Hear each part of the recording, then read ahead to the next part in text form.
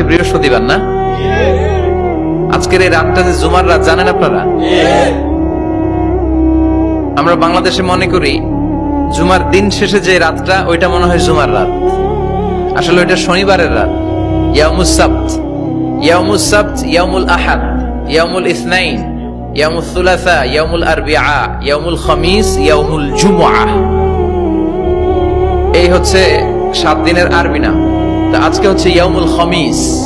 এর দিনে বিশ্বনবী রোজা রাখতেন। সোমবার, বৃহস্পতিবার সুযোগ হলে রোজা রাখবেন। যারা রোজা রাখবে তাদের জন্য ইন দ্য ডে অফ জাজমেন্টে আল্লাহ স্পেশাল একটা গেট বানাবে জান্নাতে ঢোকার জন্য।